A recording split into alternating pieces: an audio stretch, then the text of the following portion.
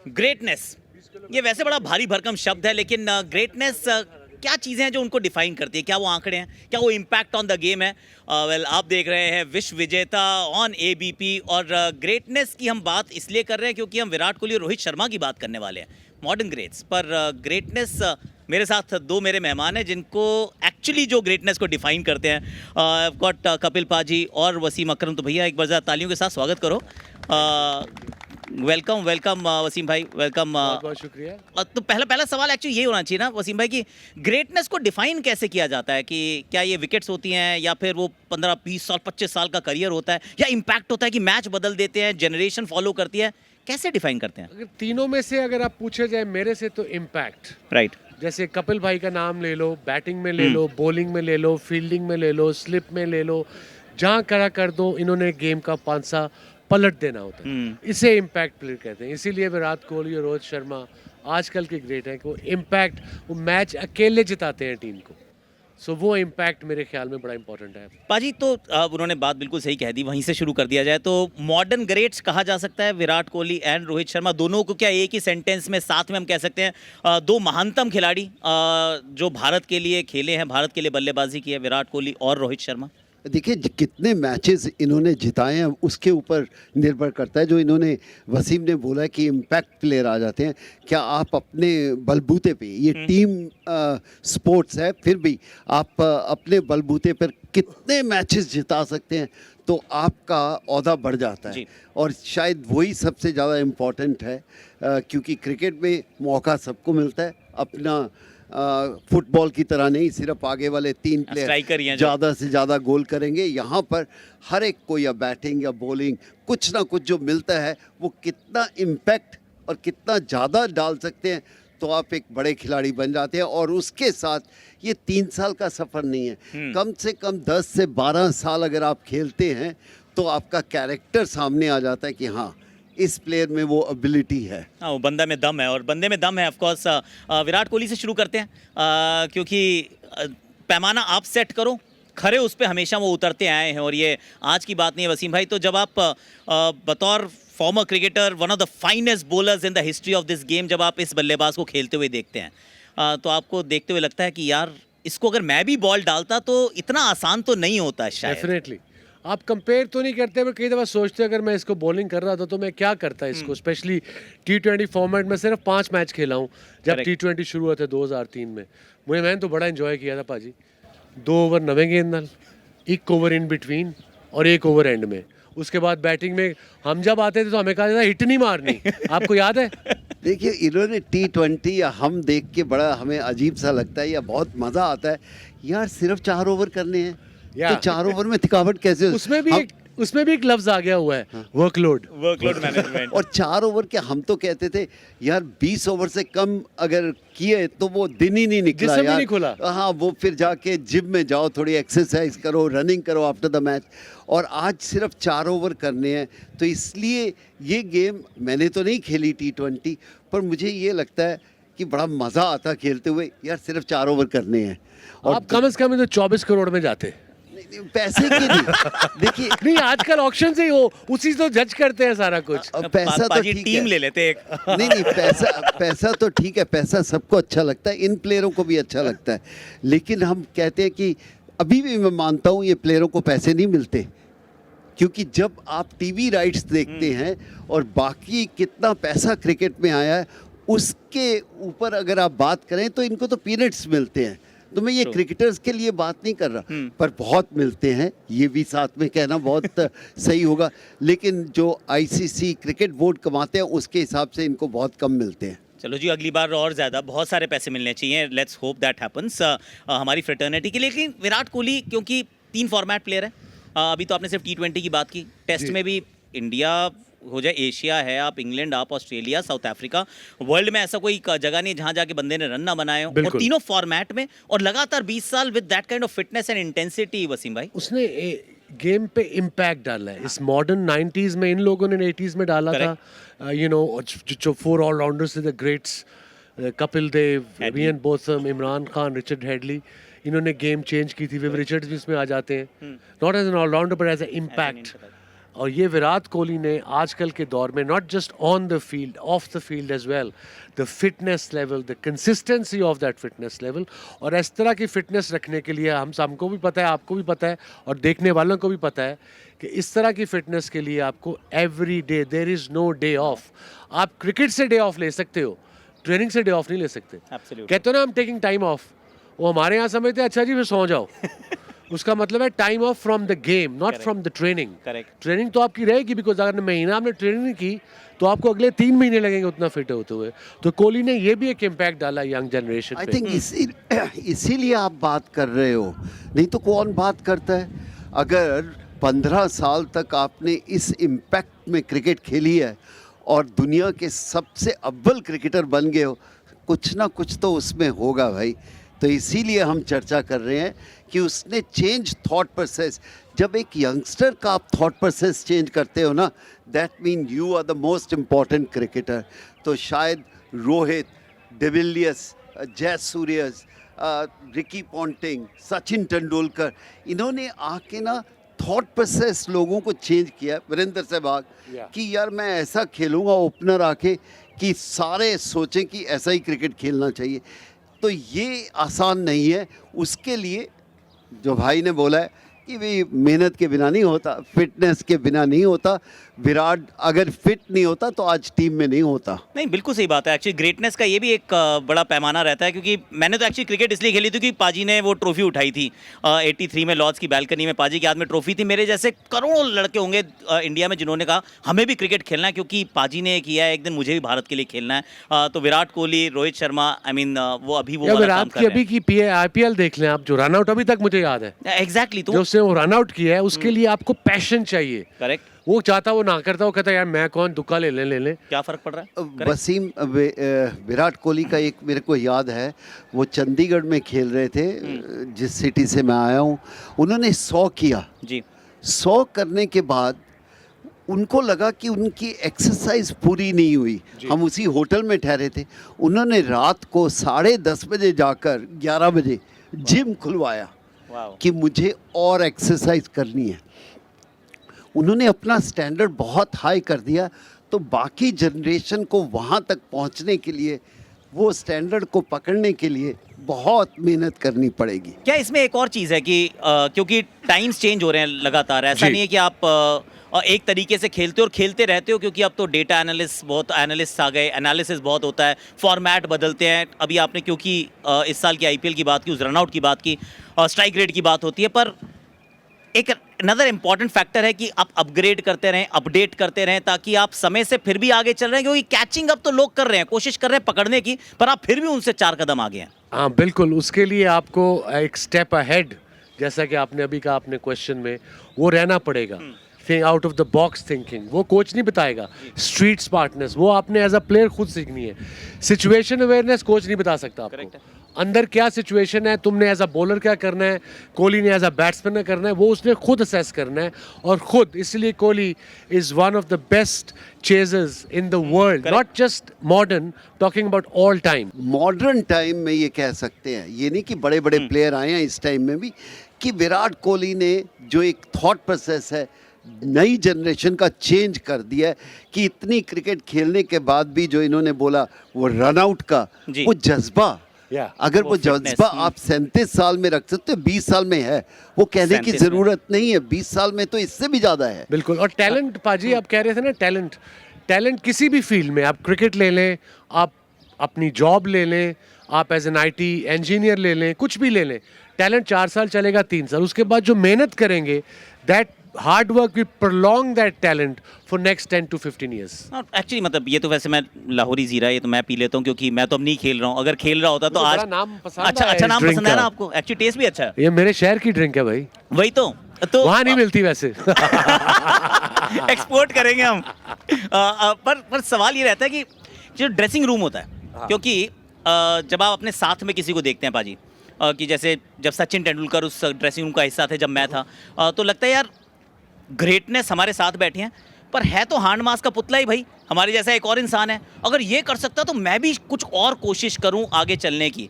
तो जब हम ग्रेटनेस को देखते हैं, विराट कोहली को खास तौर से, तो क्या उसने अपने साथ इंडियन क्रिकेट टीम के स्टैंडर्ड को बढ़ाया है कि आस पड़ोस के जितने लोग हैं कहते हैं यार अगर ये चीकू कर सकता तो यार मैं भी कर सकता हूँ, मैं भी नहीं खाने पे मैं नहीं खाऊंगा वो बटर चिकन, मुझे नहीं खाना क्योंकि ये भी तो नहीं खाता है 3 साल से। अगर ये 3 साल नहीं खाया कम से कम मैं 3 महीने तो छोड़ के देख सकता हूँ if I become a better player. क्या ये वाली एक चीज़ आपने नोटिस किया भारतीय क्रिकेट में, अगर आप उसके साथ जोड़ें तो? आई थिंक ये स्टार्ट हुआ था सुनील गावस्कर से। उस समय शायद खाने का तो इतना ज़्यादा इजी नहीं था, खाना मिलता ही नहीं था। शादियों का खाना मिलता था, वेस्ट इंडीज में तो पर्ची देते थे। वो खाना नहीं मिलता था, लेकिन सुनील गावस्कर ने शुरू किया कि जहाँ पर स्मोक हो रही है मैं नहीं बैठूंगा।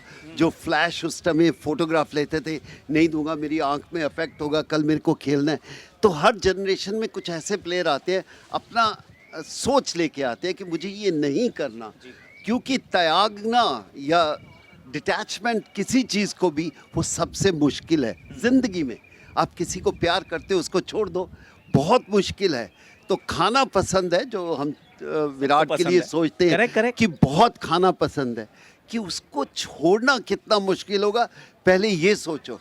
और जो छोड़ देता है वही फिर विराट कोहली बनता है। जी बिल्कुल। तपस्या है एक्चुअली, क्योंकि तपस्या तभी हो सकती है जब आप किसी चीज़ को त्यागते हो, तो त्याग इज एब्सोल्युटली इंपॉर्टेंट। पर अब सर आप विराट कोहली से चलते हैं रोहित शर्मा की तरफ, क्योंकि अगर हम विराट कोहली को देखते हैं वसीम भाई तो ऐसा लगता है कि ये ना बहुत मेहनती एकदम वो स्कल्पचर बनाया है हाथ से खुद तराश के।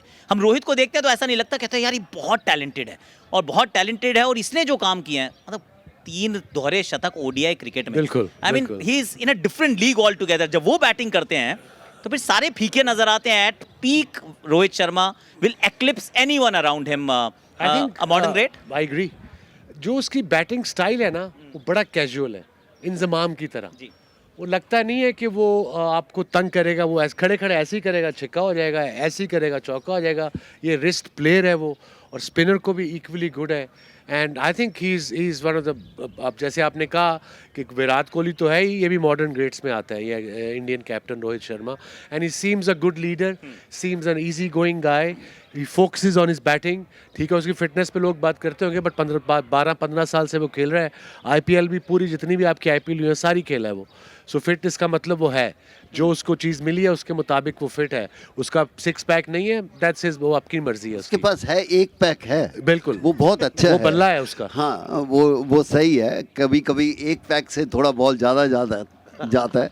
पाजी क्या चीज़ें हैं जो एक्चुअली रोहित को इतना खास बनाती हैं कि वो जैसे पाजी ने वसीम भाई ने कहा था, देखो talent will take you that far, उसके बाद एक हार्डवर्क होना बहुत ज़रूरी है। हार्डवर्क कई बार आप रोहित जैसे खिलाड़ी को देखते हैं तो अप्रिशिएट नहीं करते कि शायद इतना हार्डवर्क करता भी होगा, लेकिन जो उनको पास से देखते हैं, मतलब अभी इस साल ही आईपीएल के मैचेस में मैं देख रहा था कि ग्राउंड पे पहुंचे सबसे पहले वो मुंबई इंडियंस के मैदान पे पहुंच रहे हैं वानखेड़े में, भाई 1.5 घंटे बैटिंग ही करे जा रहा है। मैंने कहा भाई 1.5 घंटे तो मैच ही नहीं चलता आजकल यार, इनिंग्स जल्दी खत्म हो जाती है, तो 1.5 घंटा बैटिंग कर रहा है। तो आपको क्या लगता है कौन सी ऐसी चीज़ें हैं जो रोहित शर्मा को वो जिस मुकाम तक पहुंचाने में समर्थ रही हैं? आई थिंक उनको पता है कि मेरी स्ट्रेंथ क्या है। कभी कभी बहुत सारे प्लेयर होते हैं उनको अपनी स्ट्रेंथ ही नहीं पता होती, और जिस प्लेयर को अपनी स्ट्रेंथ पता चल जाते हैं ना, वो थोड़ा जल्दी पिकअप कर लेता है। अब विराट कोहली 150 या 250 के डंबल या वेट उठा सकते हैं, इसका मतलब नहीं सारे उठा सकते हैं। और जब उसको पता चल गया, रोहित का ऐसा लगता है कि उसको अपनी क्रिकेट के बारे में बहुत ज़्यादा ज्ञान है, नॉलेज है, वो विद इन अपने खेलता है। वो विराट की तरह नहीं खेलता, उछल कूद नहीं करता, लेकिन उसको अपनी लिमिटेशन पता है, और उस लिमिटेशन में उससे बेहतर कोई नहीं है, विराट भी नहीं है, ये मुझे लगता है। लीडरशिप, क्योंकि एक वो वाली चीज़ है जहाँ पे रोहित की प्रूवन लीडरशिप हमने देखी है। 5 आईपीएल ट्रॉफीज उनके पास हैं। अभी भी अगर आप देखो तो इट सीम्स कि बड़ा वो एनवायरनमेंट को अच्छा रखते हैं, टीम उनके लिए खेलना चाहती है। इस लीडरशिप अनदर एस्पेक्ट भाई वो एक बॉक्स में टिक करने के लिए, क्योंकि लीडर ऑफ मैन कुछ लोगों में होता है, कईयों में नहीं होता है। नेचुरल लीडर जिसे कहते हैं, नेचुरल मतलब क्रिकेट में तो नेचुरल कैप्टन नहीं होता, वो करने से आती है। गलतियाँ होती हैं शुरू में आपसे, फिर मैन मैनेजमेंट भी करनी है, सिचुएशन भी देखनी है, किसको खिलाना है, किस प्लेयर को किस टीम के खिलाफ खिलाना है, क्या प्लेइंग 11 खिलानी है, ये सारी चीज़ें आती हैं। 5 आईपीएल जीत चुका है, और I think as a captain काफ़ी काम रहता है on the field. So that's a very good sign, specially big games, under pressure games, because team game में जब कप्तान प्रेशर में आ जाए ना, बॉडी लैंग्वेज में पूरी टीम प्रेशर में आ जाती है। बड़े बड़े प्लेयर जरूरी नहीं है कि वो बहुत अच्छे कैप्टन हो। सचिन रहा, रिचर्ड हेडली से अच्छा कोई नहीं था। उनको कैप्टनसी नहीं करनी थी, और कईयों को शौक होता है कैप्टनसी करने का, उसके लिए भी आपको बहुत कुछ त्यागना पड़ता है। कि धोनी बहुत कुछ त्यागता था कि यंगस्टर को मौका दे लिया, विनिंग रन बनाओ। और रोहित का क्या है कि लगता नहीं था कि इतने सुलझे हुए होंगे, लेकिन जो हमें हमारे तक बातें पहुंचती है वो ये है कि यार ये ड्रेसिंग रूम में सबको बड़ा इजी रखता है। कैप्टन का एक कैरेक्टर होता है, तो ये इजीनेस जो लेके आता है और he is ready for the players, वो बड़ा बन जाता है। और कई बड़े प्लेयर आते हैं वो अपने लिए ही आते हैं, कैप्टनसी भी अपने लिए करते हैं। तो इसलिए रोहित का एक टिक ज़्यादा बड़ा है कि ही कीप इंटायर टीम हैप्पी, लेके साथ चलता है। अच्छा, अब फिर सबके जहन में एक और सवाल रहता है कि is this their last world cup? क्योंकि अगला ओडीआई वर्ल्ड कप 2027 में होगा, 3 साल दूर है। ये T20 वर्ल्ड कप भी शायद ये दोनों ना आते, लेकिन अभी ओडीआई वर्ल्ड कप अच्छा रहा, दोनों फिट हैं, खेल रहे हैं। Is this their last world cup? हम 3 साल से सुन रहे हैं धोनी आईपीएल में लास्ट है, इस साल ही खेलेंगे। भाई फिटनेस के ऊपर देखो ना, अगर वो परफॉर्मेंस दे रहा है, उसका पैशन है, देश के लिए खेल रहा है, क्यों नहीं। और जिस दिन वो परफॉर्मेंस नीचे आएगी और उनका पैशन नीचे आएगा तो वो ज़्यादा देर टिकेंगे नहीं। हाँ, एज है, लेकिन एज पे अगर आप परफॉर्मेंस ऐसी देती जाओगे जैसी आईपीएल में रोहित ने इस बार दिया, 150 का स्ट्राइक रेट रखे, तो उसको कौन निकालेगा, क्यों निकालना। ये सब कुछ डिपेंड करता है उन दोनों के ऊपर कि वो कितना क्रिकेट खेलना चाहते हैं या कितनी अभी भी मोहब्बत है क्रिकेट से। जब आप शुरू करते हैं बहुत होती है, लेकिन एक टाइम आता है शो मी द मनी। क्या लगता है वसीम भाई आपको? नहीं, दे बिल्कुल, आई एग्री विद कपिल भाई। हम बड़ी जल्दी सोशल मीडिया की वजह से ये कंटेंट मेकर्स, बूढ़ा हो गया, रिटायर हो जाना चाहिए, ये हो जाना चाहिए। इतने ग्रेट प्लेयर्स हैं, जैसे इन्होंने कहा कपिल भाई ने, अगर उनमें जुनून है, फिटनेस है, परफॉर्मेंस है, लेट्स डिपेंड। कुछ नहीं पता 3 साल तक ये खेल ही रहे हो। हाँ जी, यू नेवर नो, T20 है, T20 लंबा चल सकता है, बट अब इन पे डिपेंड करता है ये खुद बोर ना हो जाए और दूसरा वसीम, दूसरा डिपेंड करता है कि जो यंगस्टर बाहर बैठा है वो कितनी जल्दी बोले कि इनको निकाल के मुझे आना है। Thank you very much Wasim भाई, thank you so much Kapil पाजी। A big round of applause please. Thank you. Fantastic.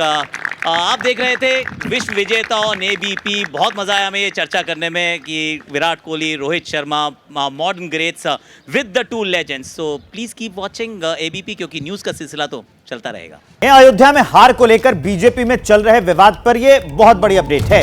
Ayodhya विवाद को बढ़ता देख सीएम योगी ने महंत राजू दास को लखनऊ बुलाया है। राजू दास और सीएम योगी के बीच करीब 25 मिनट की बैठक हुई है। सीएम आवास पर दोनों के बीच मुलाकात हुई है। राजू दास ने डीएम नीतीश कुमार के साथ झगड़े पर अपनी बात सीएम योगी के सामने रखी है। और इस खबर को विस्तार देने के लिए मेरे सहयोगी अभिषेक उपाध्याय मेरे साथ हैं। 25 मिनट की मीटिंग में और क्या-क्या हुआ, अभिषेक? ये है कि राजू दास ने समय मांगा था सीएम योगी आदित्यनाथ से मिलने का और उन्होंने मिल करके अपनी व्यथा वहां पर बताई। उन्होंने बताया कि किस तरह से उनको अपमानित किया गया और ये 2 कैबिनेट मंत्रियों की मौजूदगी में हुआ। डीएम ने जो उनसे कहा और जो गनर उनका ले लिया गया, उनकी बड़ी चिंता ये थी कि मेरा गनर ले लिया गया है और मेरी हत्या की जा सकती है। और हमारी जानकारी ये कि सीएम योगी ने उनको उनकी समस्याएं ध्यान से सुनी, उनको संयम बरतने के लिए कहा और ये कहा कि उनकी जो भी जेन्युइन मांग है उस पर विचार किया जाएगा, कोई नाइंसाफी नहीं होने दी जाएगी।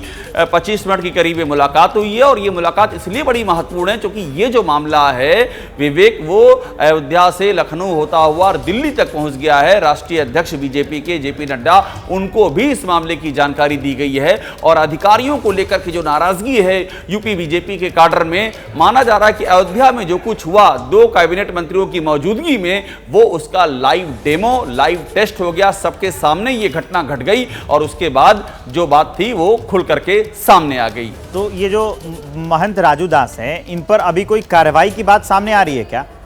देखिए, महंत राजू दास पर कई मुकदमे दर्ज हैं। अयोध्या के डीएम से भी मेरी बात हुई, उन्होंने भी खुद कहा और उनका ये भी आरोप था कि राजू दास अपनी सुरक्षा का दुरुपयोग कर रहे हैं, वो डराते हैं, धमकाते हैं और इसलिए उनकी सुरक्षा का रिव्यू किया गया है और उसके बाद ये गनर लिया गया है। हमारी जानकारी ये भी कुछ उनके पुराने जो मामले थे जिस पर कार्रवाई चल रही थी उनको भी प्रशासन देख रहा है। लेकिन सीएम योगी आदित्यनाथ के साथ हुई मीटिंग के बाद क्या डेवलपमेंट होता है, किस तरह से अयोध्या में प्रशासन और राजू दास के बीच में संवाद होता है, अब इस पर निगाहें बनी रहेंगी। अभिषेक, इसके साथ साथ यहाँ एक सवाल ये बनता है, क्योंकि एक पक्ष तो राजू दास का है, दूसरा पक्ष है डीएम नीतीश कुमार का, उनका क्या कहना है इस पर? बिल्कुल आप ठीक कह रहे हैं, डीएम का भी अपना पक्ष है। डीएम नीतीश कुमार से मेरी बात हुई है, उन्होंने ये कहा कि राजू दास के बारे में कि राजू दास का आपराधिक इतिहास है। उन्होंने बाकायदा कुछ एफआईआर की जानकारी दी जो राजू दास के ऊपर हुई है और बड़ी बात उन्होंने ये कही कि राजू दास अयोध्या की जनता को गाली देते हैं, राजू दास नेताओं को गाली देते हैं, राजू दास के ऊपर कई सारे मामले हैं और अपनी जो सुरक्षा दी गई है गनर, उसका दुरुपयोग करते हैं, डराते हैं, धमकाते हैं, कब्जे की शिकायतें हैं और इसीलिए मैंने नहीं बल्कि जो कमेटी होती है सुरक्षा की रिव्यू करने के लिए, उस कमेटी ने उनका गनर वापस लिया है, ये डीएम का कहना था। मतलब डीएम ये कह रहे हैं कि जो गनर इनको दिया गया, जो सुरक्षा राजू दास को दी गई है, उसका गलत इस्तेमाल राजू दास कर रहे हैं। सही समझ पा रहे हैं हम?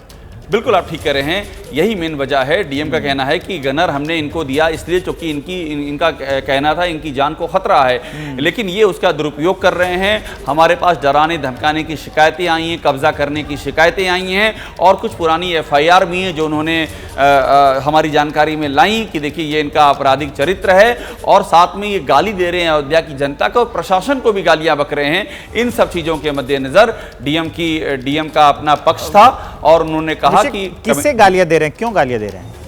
देखिए, जो अभी तक बात सामने आई, राजू दास का ये कहना है कि प्रशासन की वजह से ही अयोध्या में बीजेपी हारी है। अच्छा। राजू दास ने बाकायदा ट्वीट भी किया है, ये बात मीडिया में भी आकर के कही है कि प्रशासन जिम्मेदार है, अयोध्या के डीएम साधु संतों का अपमान करते हैं, ये किसी की सुनवाई नहीं करते हैं, कोतवाली में कार्यकर्ताओं को पीटा जाता है बहुत सारे। और कल राजू दास, परसों रात में राजू दास यही शिकायतें लेकर के गए भी थे, उन्होंने वहां भी यही शिकायतें वहां पर दी जो बीजेपी की समीक्षा बैठक चल रही थी जिसमें कि योगी सरकार के 2 काबीना मंत्री मौजूद थे, विवेक, और दोनों ही काबीना मंत्री चुपचाप बैठे थे। हमारी खबर ये कहती है कि उन्होंने एक शब्द नहीं बोला जब राजू दास और डीएम के बीच में ये सार्वजनिक तौर पर भिड़ंत हो रही थी, तो दोनों काबीना मंत्री चुपचाप मौन वहां पर खड़े थे और अभी तक वो नहीं बोले हैं, जबकि सवाल दिल्ली तक बात पहुंच गई और सवाल उठ रहा है कि उनको आकर के अपनी बात कहनी चाहिए। सूर्य प्रताप शाही कृषि मंत्री, जयवीर सिंह पर्यटन मंत्री, उनकी आंखों के सामने ये हुआ है, उस समय भी चुप थे, आज भी चुप हैं, जबकि ये सवाल लगातार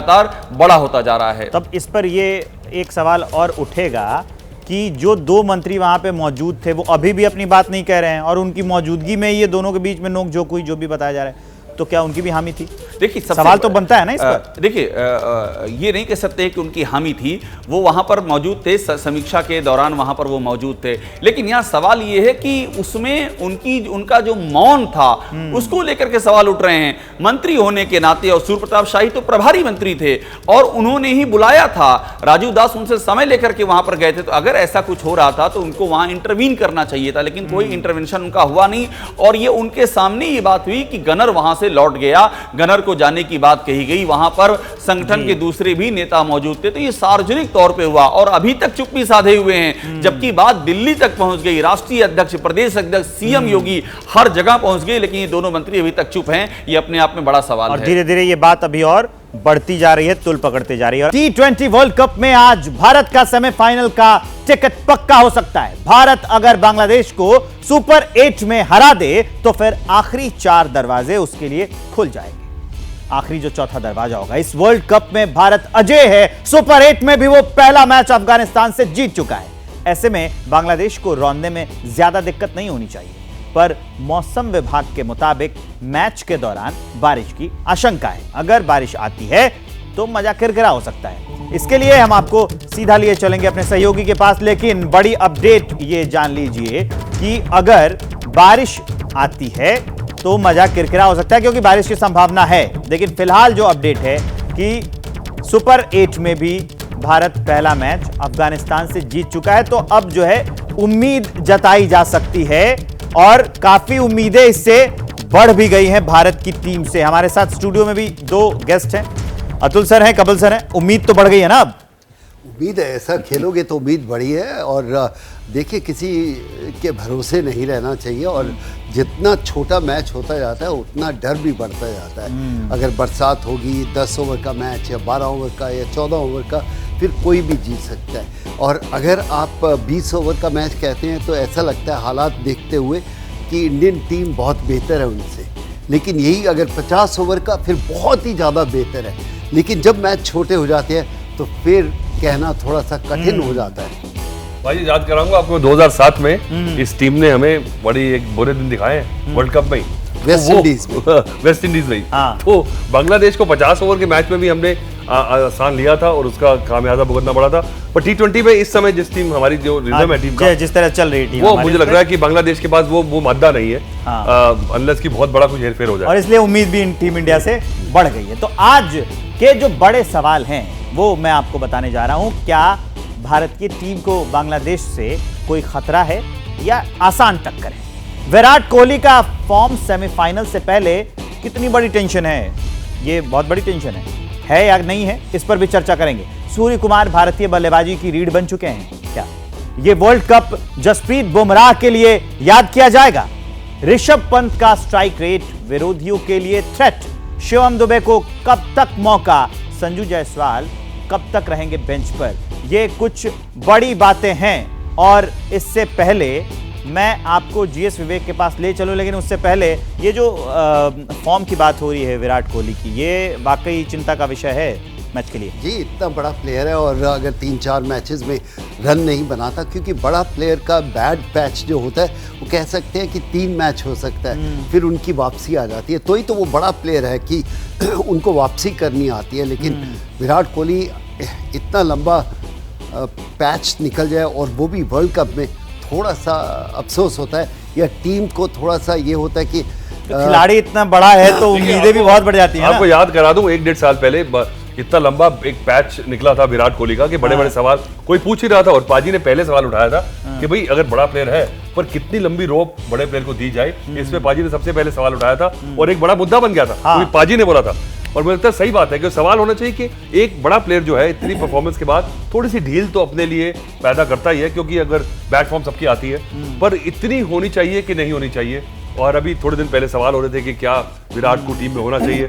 तो इस बार 3-4 मैच जो गए हैं, चलिए अमेरिका की पिच जो थी और जो प्रेशर होता है ओपनिंग बैट्समैन का वो अलग ही रहता है, क्योंकि आपको पावर प्लेस को एनकैश करना होता है, उसमें आउट होने के चांसेस रहते हैं। पर ये ओपन करने का भी जो है डिसीजन जो है, ये भी उन्हीं की चॉइस है।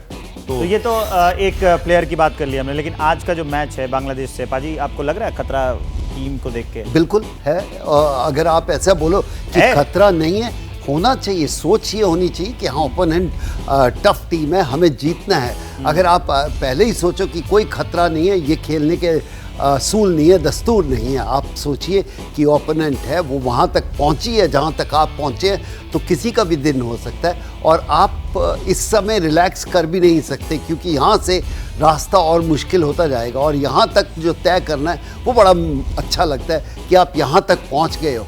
अब आखिर का सफ़र कितना खूबसूरत होगा ये टीम ही बता सकती है। अब जरा बात सूर्य कुमार की भी हो जानी चाहिए, जो जिस पर हम लोग चर्चा करने वाले, जिस पे पहले मैं कहा कि बल्लेबाजी की रीढ़ बन चुके हैं भारतीय टीम की। देखिए, इससे पहले कि अगर आप पूछे, वर्ल्ड कप जब शुरू हुआ था कोई बात भी नहीं कर रहे थे सूर्य कुमार की, सिर्फ रोहित और विराट कोहली की बात हो रही थी। अब देखिए, क्योंकि परफॉर्मेंस के साथ हम सब खड़े होकर चर्चा कर रहे हैं, वरना इनकी चर्चा भी नहीं हो रही थी कि सूर्य कुमार ठीक है मिडिल ऑर्डर में नंबर 4 खेल रहे हैं, लेकिन ऑफ कोर्स जब ऐसे रन बनाओगे, ऐसी परिस्थितियों में रन बनाओगे, तो उनका ओहदा बढ़ जाता है। ये जो आंकड़े हम दिखा रहे हैं कि 4 पारियां खेली, 112 रन, ये काफी प्रभावित। मुझे लगता है आंकड़े जो है ना, ये ऑन इट्स ओन ज्यादा कुछ बताते नहीं है, कि कुछ छुपाते बहुत कुछ है। तो मुझे लगता है सिर्फ स्टैटिस्टिक्स जो है ना, वो भी एक अलग से मैट्रिक्स के साथ अगर उसको हम कंज्यूम करेंगे, हजम नहीं होगा। तो इसके साथ इसकी बैकग्राउंड पिक्चर चाहिए। जैसे पाजी ने बोला, स्थिति क्या थी, सिचुएशन जिसमें आए, तब कैसे रन बनाए, क्या चाहिए था टीम को, उस लिहाज से ये स्टैटिस्टिक्स आपको बताता नहीं है कि किस सिचुएशन में कितने रन बनाए। कई बार एक खिलाड़ी के 15-20 रन भी जो होते हैं ना वो 50-100 के बराबर होते हैं, पर वो कॉन्टेक्स्ट पिछले मैच क्योंकि वो खिलाड़ी को पता रही क्या चाहिए टीम को, जो आप कह रहे हैं। नहीं, क्योंकि अक्सर ने जैसे क्या हो गया, अक्सर ने आके एंड में जो 20 रन का हमें कंफर्ट फैक्टर दिया, उसी की बदौलत इतनी बड़ी विन इंडिया टीम को मिली है। क्योंकि अगर वो 150-160 चेस करने होते हैं ना, तो दूसरी टीम भी अलग तरीके से अप्रोच करती है। तो 180 का प्रेशर जो बनाया वो 12-15 रन की पारी ने बनाया। और इतना ही कहेंगे, कभी कभी कोई 100 करता है या कोई 30 रन बनाता है 12 गेंदों में, वो 30 रन की इम्पैक्ट ज्यादा टीम के लिए होता है, वरना 100 रन करने से। और मैं ये बता दूं, जैसे स्टैटिस्टिक्स है ना, ये एक लंगोट की तरह है, क्योंकि दिखाता बहुत कुछ है पर जो मेन चीज है ना वो छुपा के रखता है। हाँ, मतलब ये है कि वो खिलाड़ी ये भी समझे कि कब कितनी जरूरत है, वक्त की नजाकत को समझना बहुत जरूरी है ना। बिल्कुल। और इसी बीच ये जीएस विवेक मुझे स्क्रीन पर दिख रहे हैं, सीधा मैं उनके पास ले चलूंगा। कितनी देर में शुरू होने वाला है मैच? पे ही रहते हैं। आवाज नहीं आ रही है विवेक। फोन पे रहते हैं ज्यादा, वो सारी अंदर की खबर फोन से लाते रहते हैं वो। अपडेट देने वाले हैं जीएस विवेक। आपको मेरी आवाज आ रही है?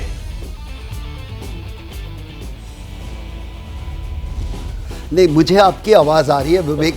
विवेक को आवाज नहीं आ रही। अगर विवेक के आप पास आवाज जाएगी तो वो हमें बताएंगे कि मैच कितनी देर में शुरू हुआ। उनकी मुस्कान बता रही है कि अब आवाज पहुंच गई है। विवेक, मैच का क्या अपडेट है, कितनी देर में शुरू होने वाला है? जी आप मैच तो अभी आपको शुरू होने में 1.5 घंटा बाकी है अभी, और टीम्स अभी आएंगी, और मैं आपको अपडेट दे दूं जल्दी से पिच का, बारिश का सबका अपडेट दे देता हूं। यहाँ पर हम हैं sir Vivian Richards stadium Antigua में, और फिलहाल सूरज बहुत तेज है और यहाँ पर 30-40% है रेन के, लेकिन इनमें से कोई ऐसी प्रॉब्लम नहीं है कि जहाँ पर आपको मैच रुके भी या फिर मैच पे कोई बाधित हो। तो मुझे नहीं लगता कि मैच को लेकर कोई प्रॉब्लम है। मौसम को लेकर जो पिच है, ये पिच थोड़ी सी अलग है, जो वहाँ पर बांग्लादेश और ऑस्ट्रेलिया का मुकाबला हुआ था। बांग्लादेश एक मैच खेल चुकी है सुपर 8 का इसी मैदान पर, लेकिन ये पिच जो है वो सेंटर विकेट पे होगा, यानी कि यूनिफॉर्म बाउंड्रीज होगी, और पिच को अच्छा खासा रोल किया गया है। एक बार फिर मुझे ऐसी उम्मीद है कि यहाँ पर 180-190 रन यहाँ पर देखने को मिलेंगे। स्पिनर्स को मदद जरूर मिलेगी यहाँ पर इस पिच पर, क्योंकि कल भी जब हम देख रहे थे कि जब साइड पिचेस पर इंडियन टीम प्रैक्टिस कर रही थी, विराट और रोहित प्रैक्टिस कर रहे थे, तो बॉल थोड़ा सा रुक रहा था, थोड़ा सा टर्न हो रहा था। और प्लेइंग 11 की बात करें तो मुझे नहीं लगता कि आज भी यहाँ पर टीम इंडिया की तरफ से कोई बदलाव होगा। Team will go with the same 11 including Shivam Dubey. तो 1.5 घंटे में मैच शुरू होने वाला है, और जैसे कि हम लोग कर रहे थे चर्चा की, मेरे को एक बात समझ नहीं आई, इवन शिवम दुबे, हाँ, ये थोड़ा सा अजीब सा लगा है कि उनका डाउटफुल था क्या खेलना, ये थोड़ा सा विवेक ही बता देंगे क्योंकि विवेक की लाइन नहीं है। आप देखिए, शिवम दुबे की बात मैं सिर्फ इसलिए कर रहा हूँ क्योंकि बहुत सारी चर्चाएं थी कि शिवम दुबे की जगह बनती है नहीं बनती है। संजू सैमसन ऑप्शनल प्रैक्टिस में कल आए थे यहाँ पर, रोहित शर्मा आए, विराट कोहली आए, रविंद्र जडेजा आए, संजू सैमसन और रिंकू सिंह।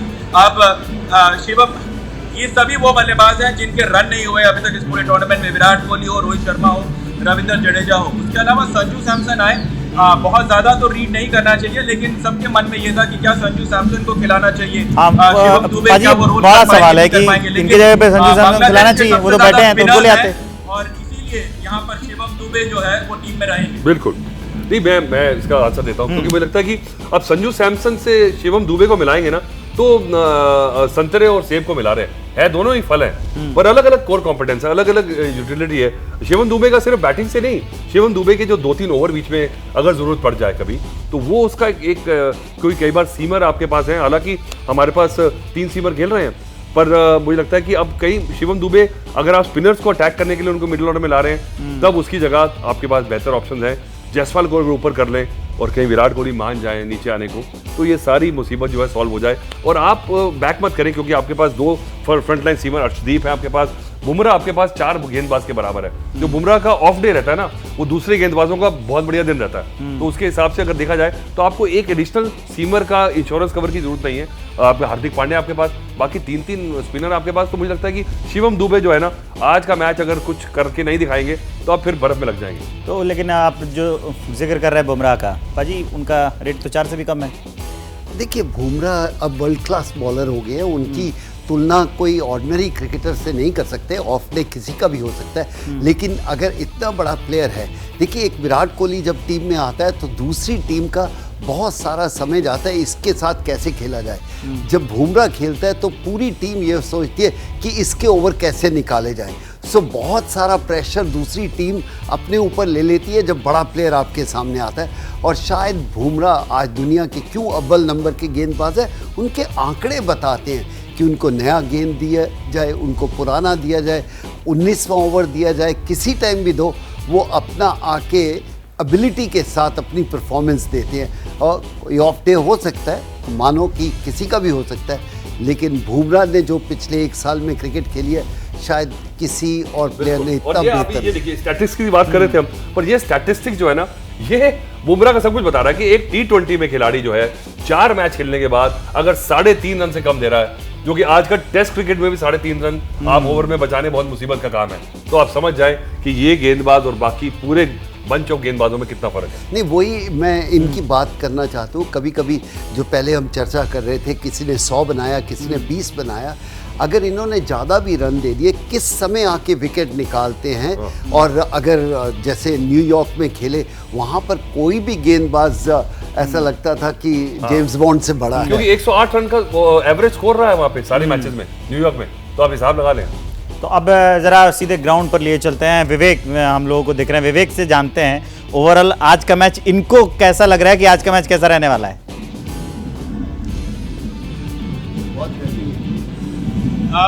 देखिए, मुझे it should be again 170-180 run आज बोर्ड बनेंगे। और ये अभी भी पिच वही है कि toss win the toss bat first वाला विकेट है ये।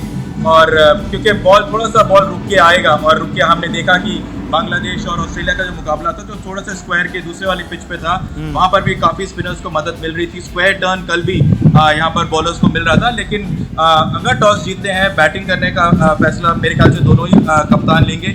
और सबसे बड़ी बात यहाँ पर यह है कि बांग्लादेश की गेंदबाजी काफ़ी अच्छी रही है, लेकिन बल्लेबाज उनका फ्रजाइल है। और अभी तक इंडियन टीम की बात करें तो इंडियन टीम की गेंदबाजी बहुत ज़्यादा मजबूत दिख रही है। तो अनुमान जो है, जब भी वर्ल्ड कप की बात आती है, इसी करीबियन में साल 2007 में बांग्लादेश ने जो है टीम इंडिया को एक शॉक दिया था, जब बहुत बड़े दिग्गज टीम का हिस्सा थे। लेकिन T20 फॉर्मेट पे बात करें तो बहुत करीब आए हैं, काफ़ी क्लोज मैच हुए हैं। महेंद्र सिंह धोनी का रनआउट का मैच हम कभी नहीं भूल पाएंगे, लेकिन अभी भी हर मैच में इंडियन टीम की जीत हुई है। तो ट्रैक रिकॉर्ड इंडियन टीम का अच्छा रहा है, और मुझे लगता है कि वो आज बरकरार रहेगा। It should be an easy match for team India. पर जीएस ने अभी व्यक्ति के 10 मिनट पहले बोला 190 रन, और अब 170 पे आ गए। जैसे जैसे गर्मी बढ़ रही है और पसीना आ रहा है, विवेक के रन थोड़े कम होते जा रहे हैं। एक तो इनको सनस्क्रीन जरूर लगा के जाना चाहिए विवेक, लुक आफ्टर योरसेल्फ। हाँ, वो अपना ख्याल रखे, गर्मी बहुत ज़्यादा है वहाँ पर, दिख रही है धूप में।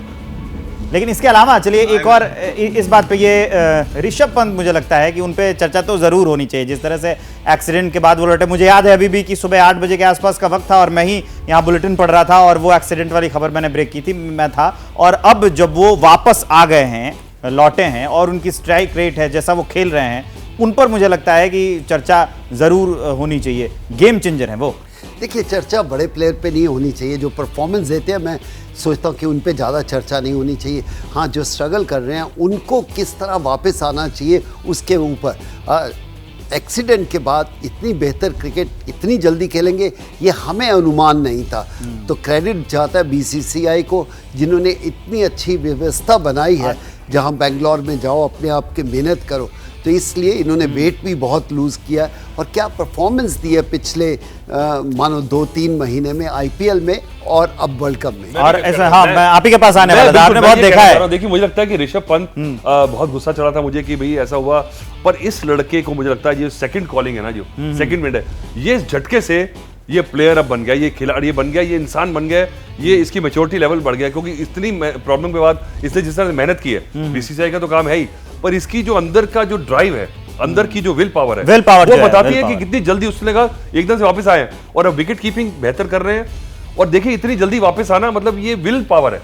फिजिकल तो डॉक्टर्स के हाथ में है, पर इसमें मुझे लगता नहीं था कि इतनी मैच्योरिटी लड़के ने, पर इस लड़के ने मेरे इस टीम में बहुत ऊपर निकल गया। आई थिंक विल पावर से भी ज्यादा है, जब आप 1 साल बाहर बैठते हो ना, तो बहुत कुछ खो जाता है। जब खो जाता है फिर आप मेहनत करते हैं कि उस सब कुछ पाने के लिए। विवेक कुछ ऐड कर रहे हैं पाजी। हाँ विवेक, बताइए।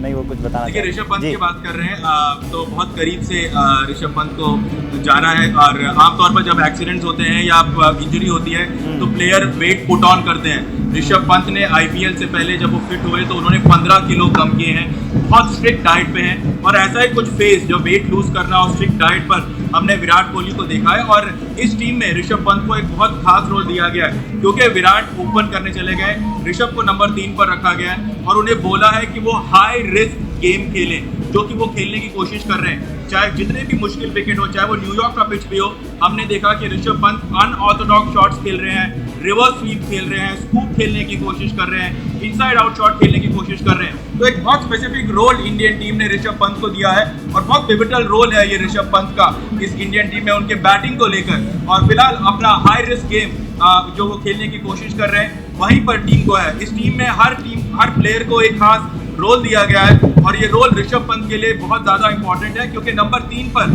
वो टीम जो है वो पिवट है नंबर 3 का, जहां पर वो अपने high risk game, attacking game से जो है स्कोरबोर्ड को पुश करें, खास तौर पर पावर प्लेस पर। ठीक है, ये उम्मीद लगाई जा रही है और उम्मीदों से टीम इंडिया की ओर पूरा भारत देख रहा है, क्रिकेट प्रेमी देख रहे हैं, लेकिन वक्त हमें इजाज़त नहीं दे रहा है। लेकिन हम क्रिकेट मैच खत्म होने के बाद भी आएंगे और उम्मीद है कि भारत जीतेगा और सेमीफाइनल का जो टिकट है वो पक्का होगा। हम लोगों को दीजिए इजाज़त। एबीपी न्यूज़ पर खबरें लगातार जारी रहेंगी।